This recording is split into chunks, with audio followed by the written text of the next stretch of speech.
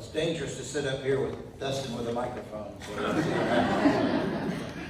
I told him that I wouldn't ask any pertinent basketball related or hot topic questions right now.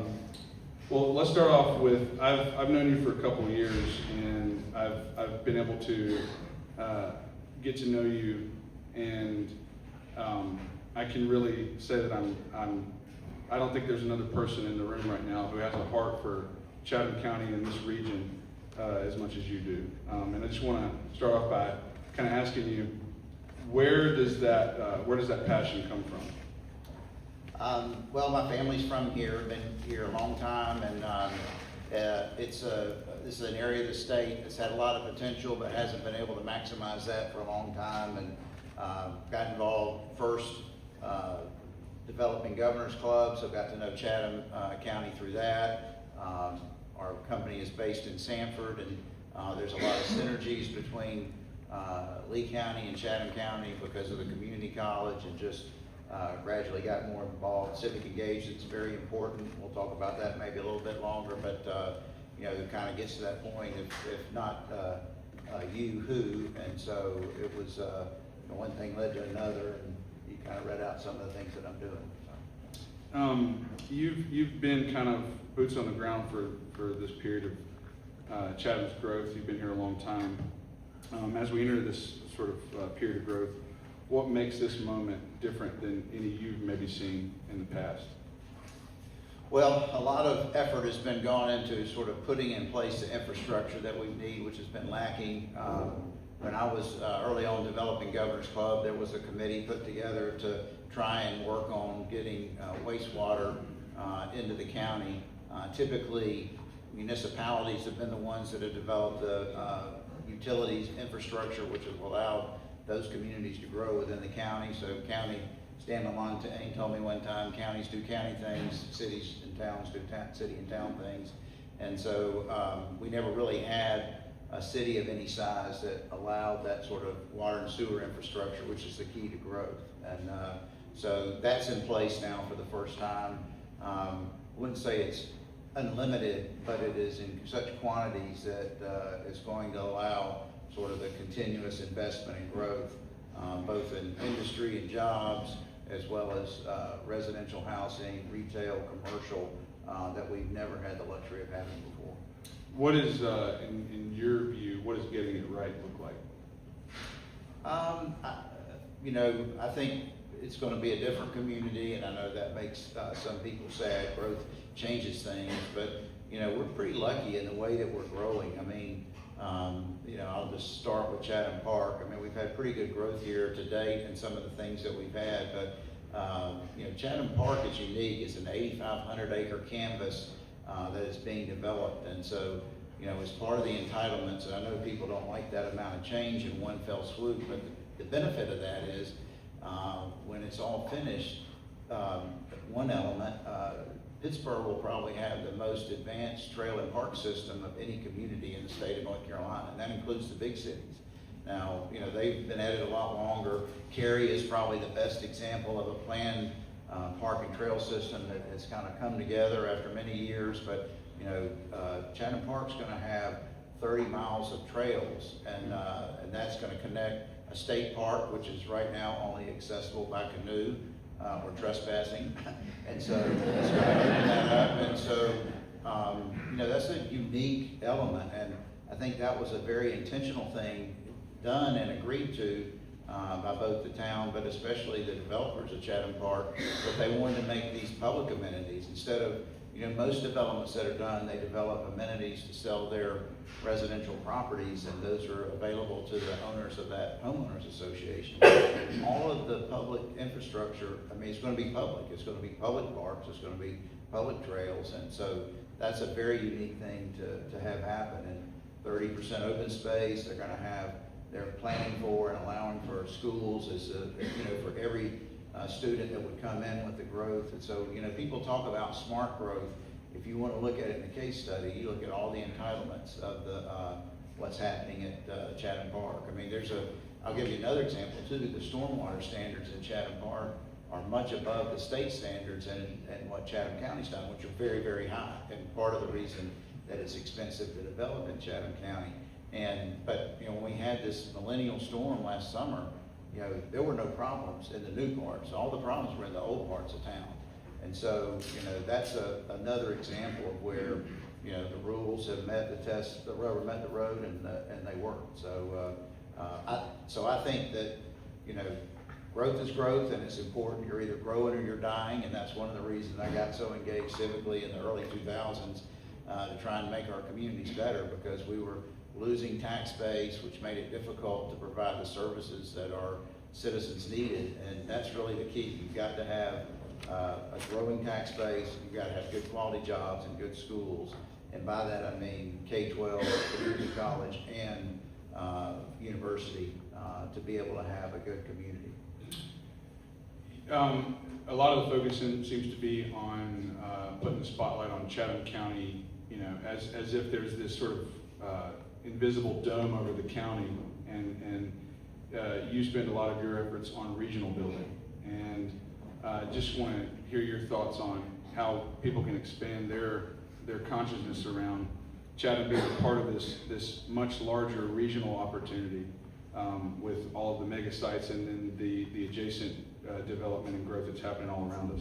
Well, I'll give you two examples. We're lucky. They have not all come to pass the way we envisioned them a few years ago, but we've got two huge energy drivers on the east and the west. One is at Triangle Innovation Point, where the VinFast project is located. In the west, you got the Chatham Advanced Manufacturing site. It's only been about 20% taken up by the Wolfspeed project.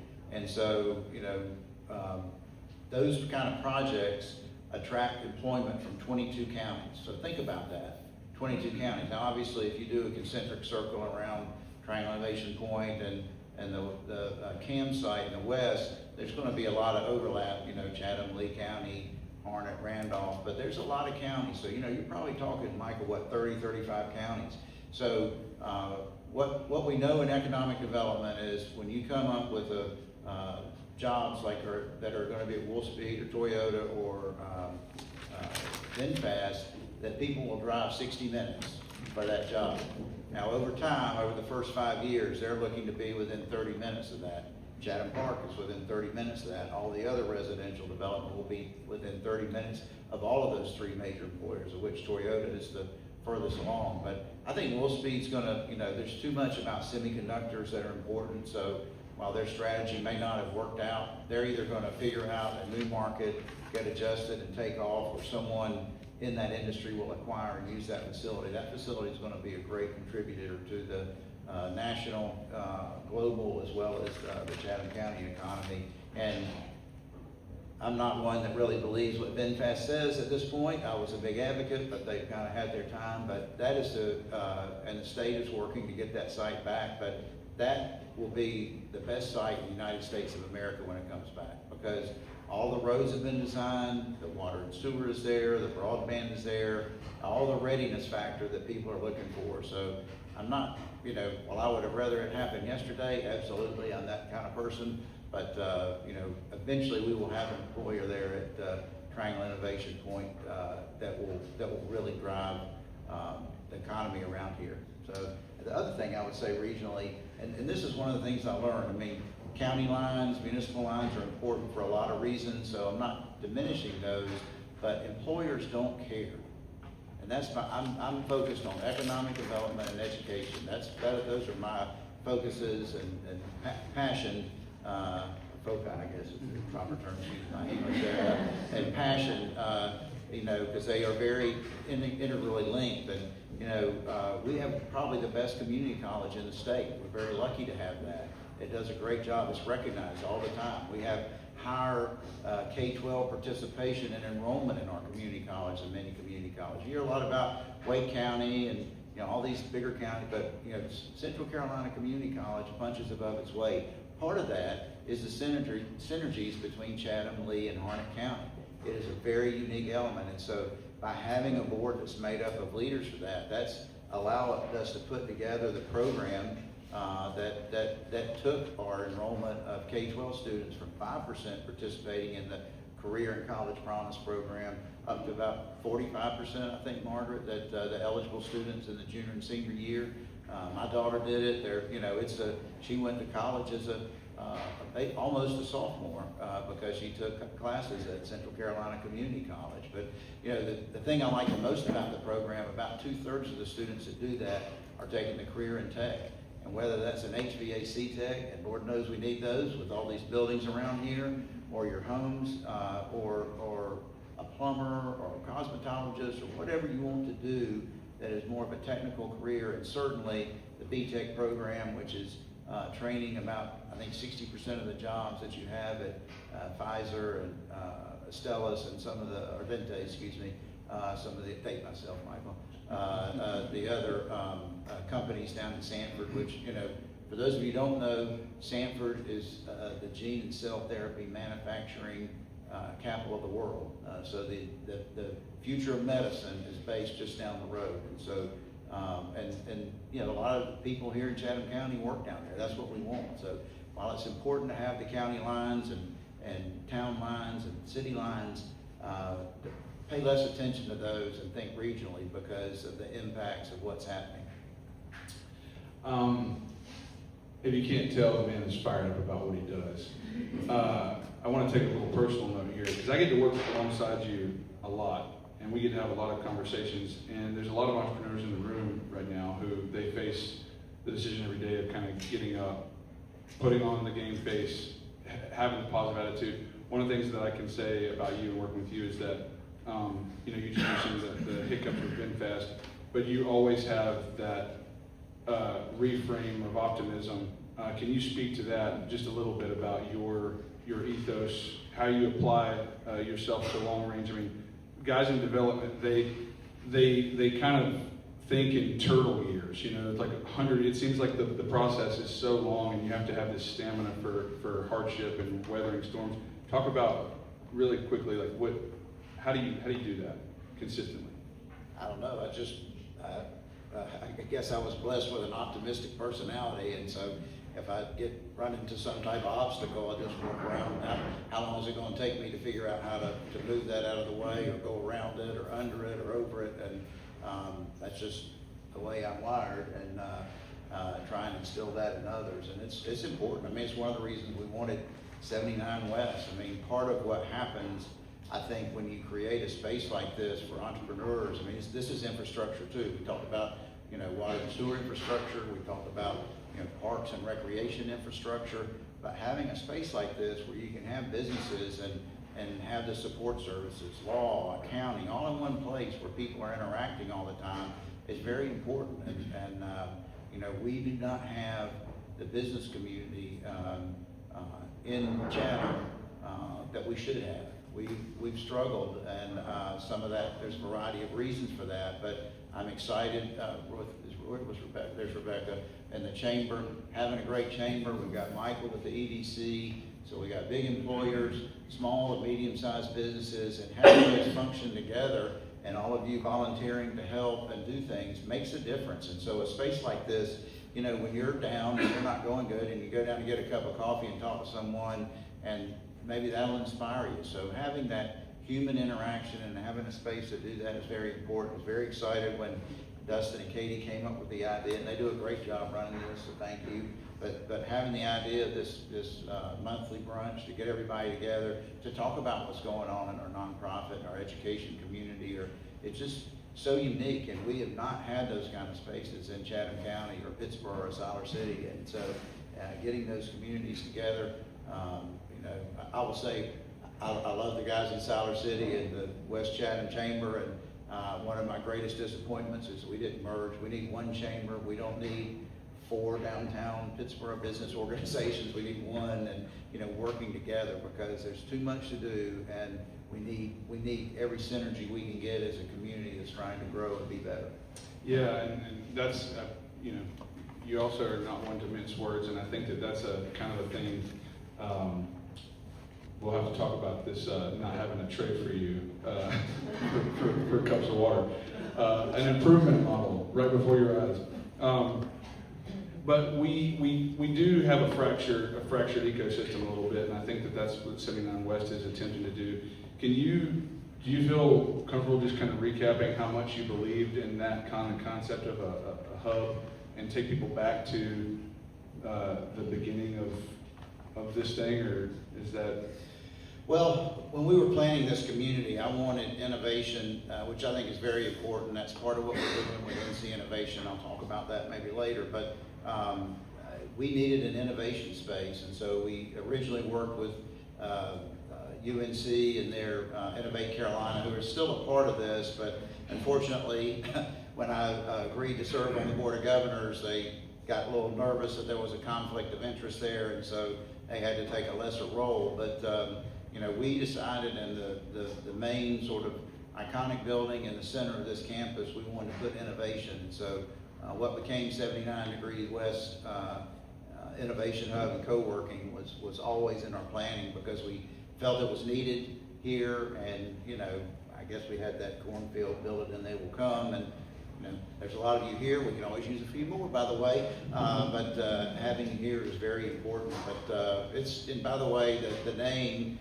79 Degrees West is longitude that runs between Chapel Hill, Pittsburgh, and Sanford, and so sort of continuing that regional thought. So you know, the idea was to get some, and we still do. We get this AI series we've been doing. It's from Innovate Carolina, and they're doing a lot of our content. But we wanted that ability for you to, if you were a member here or had at least a suite here, that you had the ability to not only meet your neighbors and be inspired by what they're doing, but also to get content that you may need to be better at what you do. That seems to be the hot topic on everybody's mind in Chatham is affordable housing, and just want to get your perspective. You know, when you combine the regional aspects of commuter culture and the historic trend of being a bedroom to other neighboring counties, that's shifting. What do you see are the impediments to affordable housing right now? Well, we have a lot of policies in the county that have, I think were well-intentioned and all individually passed, but there's a lot of people that meet and talk about affordable housing, but they don't go in and say, why is it expensive here in Chatham County? Is it our density rules? Is it, stormwater? Is it grading? I could give you specific examples of what those are and take a comprehensive look and say, how do we restructure those to get the public good that we want, and at the same time, provide a reduced housing cost so that we can have a broader demographic of people living in our community and taking advantage of this growth. Because, the motto of Chatham Park is live, work, play, learn. And so the shorter the commute, the less, impact you have on the environment. So having dense clusters of residential and commercial districts works, and we've got to think about how we encourage and incentivize those instead of throw up roadblocks and make it difficult and make it take 6 months or 8 months to get a business to get a permit so they can build a restaurant here, or have health inspectors that come in and discourage entrepreneurs because they can. And those are the kinds of things that make it difficult to be an entrepreneur or build affordable housing. And I just, I don't think it's an intentional thing. It's just a myopic focus instead of having a systemic approach of how do we be pro-growth and pro-business in our own way that protects the things that we think are important as a community, but don't discourage or, basically keep businesses from being and people living here on an affordable basis. All these folks in the room, you mentioned, kind of are participants in this sort of greater growth curve here. What would you say to people in the room? How can they, in their way, get involved and have the biggest impact on these things that we're discussing?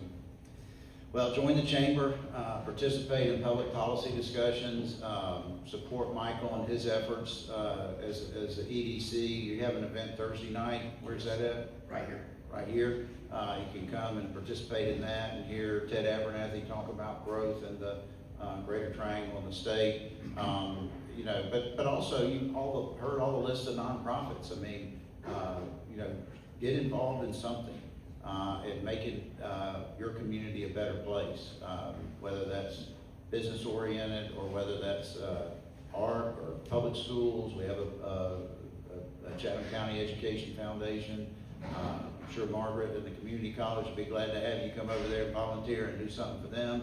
I mean, there's lots and lots of ways, and you know, if you're not investing some of your time in civic engagement, you're not doing everything you can to make the world a better place. Yeah, I think it was you and I spoke the other day about. Very rarely is it that you get to stand in sort of a historical moment where you actually get to build a town or a city. You know, this is something that, you know, it seems like pioneer days, but it actually is right here a very rare opportunity to. We're all sitting in the room together, and we are kind of. It's like the Wild West, and we're building a pioneer town from the ground up here, and obviously there's not horses and buggies and all of the setbacks there, but I think that if we have that mindset of a pioneer spirit, and to your point, we kind of all say that, hey, we have part of this thing, and we can engage in this thing, we can actually have personal impact on the development process. We're gonna save some time for some questions, but I do want to say, if you could snap your fingers right now, what would be the next step in the sequence to really push these initiatives that you've been working on? Is there one rate limiting step right now you can think of? I think interest rates are the biggest thing. I mean, you know, we can do what we want to locally, but we still have macro issues that affect us, and you know, the inflation that happened a few years ago, and made it more expensive to build, and interest rates itself are really holding back, I think, everything sort of coming together. I will say that 26 has been an interesting year. We're getting a lot more people that are making inquiry here. A lot of the elements that needed to take place have all sort of begun to coalesce, and I think 26 will be a good year. 27 could be a great year, but you know, in terms of the single one thing, if I wave my magic wand, and you know, the interest rates don't need to go back to zero, but 10-year treasuries need to be more like 2.5 to 3, and I think you could see a lot of things. You know, that means mortgage rates come down, home sales go quicker, cheaper to own a home. So. Awesome. Okay, please put your hands together for Kirk Bradley.